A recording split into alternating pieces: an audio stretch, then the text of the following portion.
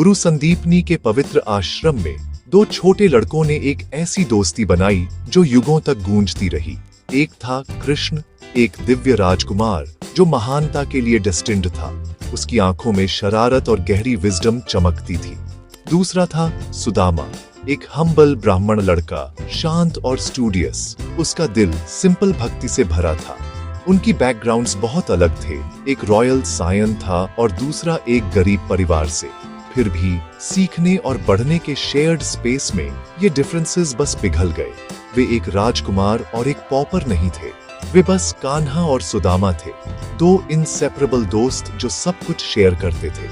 गुरुकुल में उनके दिन सिंपल जॉयज और शेयर्ड एडवेंचर्स से भरे थे। वे पवित्र स्क्रिप्चर्स एक साथ पढ़ते थे। उनकी आवाजें एंशिएंट वर्सेस का पाठ करते हुए मिलती थी। वे अपने गुरु के लिए फायरवुड इकट्ठा करने के लिए घने जंगल में जाते थे। उनकी हंसी पेड़ों में गूंजती थी। इन एक्सकर्शंस के दौरान वे अपना भोजन, अपने सपने और अपने गहरे विचार शेयर करते थे। कृष्ण अपने डिवाइन चार्म के साथ और सुदामा अपने जेंटल नेचर के साथ एक दूसरे के पूरक थे। उनका बॉन्ड मटेरियल पोजेशंस या सोशल स्टेटस पर नहीं बना था। यह आपसी रिस्पेक्ट, अफेक्शन और एक दूसरे के लिए जेन्युइन केयर की प्योर फायर में बना था। एक यादगार दिन उनके गुरु की पत्नी ने उन्हें और लकड़ी इकट्ठा करने के लिए जंगल में भेजा। उन्हें खाने के लिए भुने हुए चने की एक छोटी थैली दी अगर उन्हें भूख लगे। जैसे ही वे गहरे गए, एक अचानक भयंकर तूफान आ गया। बारिश तेज हो गई और उन्होंने एक बड़े पेड़ के नीचे शेल्टर ली, ठंड से कांपते हुए। भूख लगने पर सुदामा ने चुपचाप भुने हुए चने अकेले खा लिए। कृष्ण को कुछ भी नहीं दिया। कृष्ण सब कुछ जानने वाले होने के नाते इस बात से वाकिफ थे, लेकिन कुछ नहीं कहा। उन्होंने बस मुस्कुराया, क्योंकि उनके दोस्त के लिए उनका प्यार अनकंडीशनल था और वे इंसान की उन कमजोरियों को समझते थे जिनके कारण ऐसे छोटे इनोसेंट काम होते हैं। ये बचपन का बॉन्ड उनकी आत्माओं की प्यूरिटी का टेस्टामेंट था। ये एक ऐसी दोस्ती थी जहां एक्सटर्नल आइडेंटिटीज कोई मायने नहीं रखती थी। कृष्ण ने कभी सुदामा को गरीब नहीं देखा और सुदामा ने कभी कृष्ण की दिव्य प्रेजेंस में इंफीरियॉरिटी महसूस नहीं की। वे दिल और आत्मा में बराबर थे। जीवन के सबसे महत्वपूर्ण लेसन्स एक साथ सीखते थे। आश्रम में उनके समय ने प्यार की एक ऐसी मजबूत नींव रखी जो समय, दूरी और उनके जीवन के वास्टली डिफरेंट पाथ्स की कसौटी पर खरी उतर सकती थी। यह एक ऐसी दोस्ती थी जो बाद में पूरी ह्यूमैनिटी के लिए एक गाइडिंग लाइट बन गई। जैसे जैसे साल बीते, गुरुकुल में उनका समय खत्म हो गया। दोनों दोस्तों को अलग होना पड़ा, हमेशा एक दूसरे को याद रखने का वादा करते हुए। कृष्ण अपनी डिवाइन डेस्टिनी का पालन करते हुए मथुरा चले गए और फिर द्वारका में अपना मैग्निफिसेंट किंगडम स्थापित किया। वह द्वारकाधीश बन गए, राजाओं के राजा, अकल्पनीय वेल्थ, पावर और ग्लोरी से घिरे हुए। उनका महल सोने का बना था और उनका जीवन एक शासक, एक स्टेट्समैन और ह्यूमैनिटी के लिए एक डिवाइन गाइड की जिम्मेदारियों से भरा था। उन्हें सभी पूजते थे, एक कॉम्प्लेक्स वर्ल्ड में न्याय और राइचियसनेस का एक बीकन थे। दूसरी ओर सुदामा अपने हम्बल जीवन में लौट आए। उन्होंने एक ब्राह्मण का मार्ग अपनाया, अपना जीवन स्क्रिप्चर, टीचिंग और सिंपल लिविंग को समर्पित कर दिया। उन्होंने एक वर्चुअस महिला से शादी की और बच्चों से ब्लेस्ड थे। हालांकि उनका जीवन एक्सट्रीम गरीबी का था। कई दिन ऐसे थे जब उनके परिवार के पास खाने के लिए कुछ नहीं होता था और उनके बच्चे भूख से रोते थे।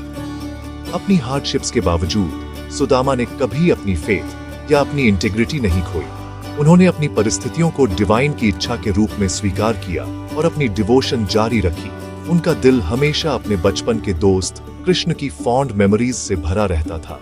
उनके जीवन के बीच का कॉन्ट्रास्ट इससे अधिक स्टार्क नहीं हो सकता था। एक सोने के शहर में रहता था, एक राजा जिसका नाम लाखों लोग जपते थे। दूसरा एक छोटी डिलैपिडेटेड हट में रहता था, अपने परिवार के लिए एक बार का भोजन भी प्रदान करने के लिए संघर्ष कर रहा था। समय की नदी उन्हें बहुत अलग किनारों पर ले गई थी। कृष्ण ऑपुलेंस से घिरे थे, जबकि सुदामा स्कैरसिटी में डूबे थे। फिर भी उनकी प्योर फ्रेंडशिप की याद एक कांस्टेंट बनी रही। सुदामा के दिल में एक चेरिश्ड ट्रेजर। भले ही उन्हें लगा कि उनकी वर्तमान स्थिति उन्हें अपने शक्तिशाली दोस्त के पास जाने के लिए अनवर्दी बनाती है, सुदामा की पत्नी अपने बच्चों के दुख को सहन करने में असमर्थ होकर अंततः उनसे मदद मांगने का आग्रह किया। तुम हमेशा अपने प्यारे दोस्त कृष्ण, द्वारका के राजा की बात करते हो, उसने आंसू भरी आंखों से कहा। वह गरीबों के प्रति कंपैशनेट और अपने दोस्तों के प्रति डिवोटेड माने जाते हैं। कृपया उनके पास जाओ, वह निश्चित रूप से तुम्हारी जरूरत के समय तुम्हें दूर नहीं करेंगे। सुदामा हिचकिचा रहे थे। उन्हें अपने दोस्त के पास एक रिक्वेस्ट के साथ जाने में शर्म आ रही थी, एक भिखारी की तरह दिखते हुए। कृष्ण के लिए उनका प्यार प्योर था और वह इसे सेल्फिश मोटिव्स से टेंट नहीं करना चाहते थे। अपनी पत्नी के बहुत मनाने के बाद सुदामा अंततः द्वारका की लंबी यात्रा करने के लिए सहमत हो गए। उनकी पत्नी ने जोर दिया कि उन्हें अपने दोस्त से मिलने खाली हाथ नहीं जाना चाहिए। उनके घर में कुछ भी कीमती नहीं था, इसलिए वह अपने पड़ोसियों के पास गईं और थोड़ी मात्रा में छपटा चावल या पोहा इकट्ठा करने में कामयाब रहीं। उन्होंने इस हम्बल ऑफरिंग को एक पुराने कपड़े के छोटे टुकड़े में बांध दिया। इस मामूली उपहार और अप्रिहेंशन और प्यार से भरे दिल के साथ सुदामा ने अपनी पिलग्रिमेज शुरू की। फ्रेल ब्राह्मण के लिए यात्रा लंबी और आर्जुअस थी, लेकिन अपने प्यारे कृष्ण को देखने के विचार ने उन्हें ताकत दी। जैसे जैसे सुदामा चलते गए, उनका मन भावनाओं का एक बवंडर था। उन्हें अपने बचपन के जॉयफुल दिन याद आए, हंसी, शेयर्ड सीक्रेट्स और कृष्ण से मिला अनकंडीशनल प्यार। लेकिन फिर डाउट्स आने लगे। क्या कृष्ण उन्हें इन सब सालों के बाद भी याद रखेंगे? क्या एक महान राजा लग्जरी से घिरा हुआ अपने अतीत के एक गरीब रैगेड दोस्त के लिए समय निकालेगा? उन्हें शर्म महसूस हुई जब उन्होंने अपने फटे कपड़ों और छपटे चावल के छोटे बंडल को देखा। द्वारका के राजा के लिए यह किस तरह का उपहार था? फिर भी उन्होंने अपनी यात्रा जारी रखी। अपने दोस्त के प्यार में उनकी फेथ ने उनके डर पर काबू पा लिया।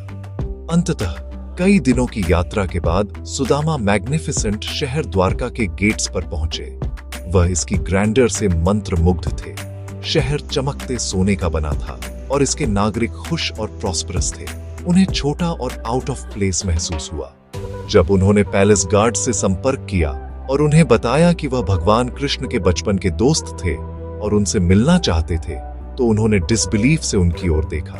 उन्होंने उनके गरीब पहनावे और उनके थके हुए रूप को देखा और उन्हें अंदर जाने देने में हिचकिचा रहे थे। वे कल्पना नहीं कर सकते थे कि यह इम्पॉवरिश्ड आदमी उनके ग्लोरियस राजा का दोस्त हो सकता है। सुदामा गेट पर खड़े थे। उनका दिल निराशा से डूब रहा था। जैसे ही वह वापस मुड़ने वाले थे, कृष्ण ने महल में अपनी ऊंची चेंबर से अपने दोस्त को देखा।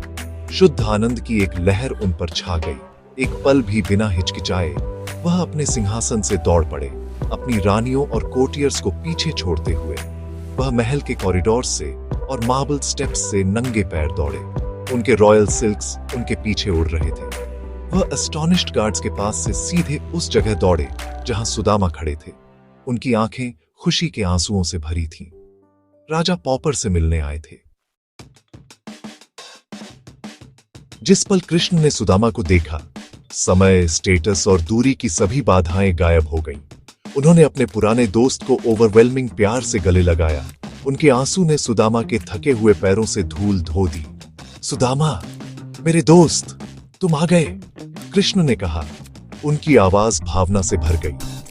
उन्होंने सुदामा को हाथ पकड़कर महल में ले गए, स्टन्ड ऑनलुकर्स के पास से। अपने पर्सनल चेंबर्स के अंदर उन्होंने सुदामा को अपने रॉयल थ्रोन पर बिठाया। उन्होंने पानी मंगवाया और सभी को आश्चर्यचकित करते हुए, जिसमें उनकी रानी रुक्मिणी भी शामिल थीं, उन्होंने अपने हाथों से सुदामा के थके हुए और ब्लिस्टर्ड पैरों को धोना शुरू कर दिया, उन्हें सर्वोच्च सम्मान देते हुए। जैसे ही कृष्ण अपने दोस्त की देखभाल कर रहे थे, उनकी नजर उस छोटे वॉर्न आउट बंडल पर पड़ी जिसे सुदामा पकड़े हुए थे। उसे शर्म से छिपाने की कोशिश कर रहे थे। मेरे लिए क्या लाए हो मेरे दोस्त? क्या है यह? कृष्ण ने प्लेफुल मुस्कान के साथ पूछा। बिल्कुल उनके बचपन के दिनों की तरह। तुम जानते हो, मैं तुम्हें उपहार के बिना नहीं जाने दूंगा। हिचकिचाते हुए सुदामा ने छपटे चावल प्रस्तुत किए। कृष्ण ने बंडल को बड़े डिलाइट के साथ खोला और एक मुट्ठी भर ली। उसे इमेंस रेलिश के साथ खाया। उन्होंने इसे अब तक का सबसे स्वादिष्ट ऑफरिंग घोषित किया। जैसे ही वह दूसरी मुट्ठी के लिए पहुंचे, उनकी रानी रुक्मिणी ने उन्हें धीरे से रोका, क्योंकि वह जानती थी कि हर निवाले के साथ भगवान सुदामा के परिवार पर इमेंस वेल्थ और प्रॉस्पेरिटी बरसा रहे थे। सुदामा कुछ दिनों तक महल में रहे, कृष्ण के साथ अपने बचपन की गोल्डन मेमोरीज को ताजा करते रहे। वे घंटों बातें करते रहे, आश्रम में अपने समय के बारे में हंसते और याद करते रहे। इस पूरे समय में सुदामा अपने सेल्फ रिस्पेक्ट और प्यार के कारण कोई मदद मांगने के लिए खुद को तैयार नहीं कर सके। वह कृष्ण के प्यार और हॉस्पिटैलिटी से इतने अभिभूत थे कि वह अपनी गरीबी और अपनी यात्रा के कारण को भूल गए। उन्हें लगा कि अपने दोस्त के साथ फिर से मिलना ही सबसे बड़ा ट्रेजर था जो उन्हें कभी मिल सकता था। जब जाने का समय हुआ तो कृष्ण ने उन्हें गर्मजोशी से विदा किया और सुदामा शांति और खुशी से भरे दिल के साथ अपने घर की यात्रा शुरू की। जब सुदामा अंततः उस जगह पहुंचे जहां उनकी छोटी सी कुटिया कभी खड़ी थी, तो वह एस्टोनिश्ड थे। उसकी जगह एक मैग्निफिसेंट मैंशन खड़ी थी जो रिचेस और कंफर्ट से भरी थी। उनकी पत्नी और बच्चे सुंदर कपड़ों में सजे हुए उनका स्वागत करने के लिए बाहर आए। उनके चेहरे खुशी से चमक रहे थे। सुदामा तुरंत समझ गए, उनके दोस्त सर्वज्ञ कृष्ण ने उनकी अनकही जरूरतों को समझ लिया था और उन्हें बिना मांगे ही अबंडेंस से ब्लेस्ड किया था। यह कहानी हमें दोस्ती का सच्चा अर्थ सिखाती है। यह दिल का एक बॉन्ड है, स्वार्थ और अभिमान से मुक्त, जहां प्यार बिना शब्दों या मांगों के दिया और समझा जाता है।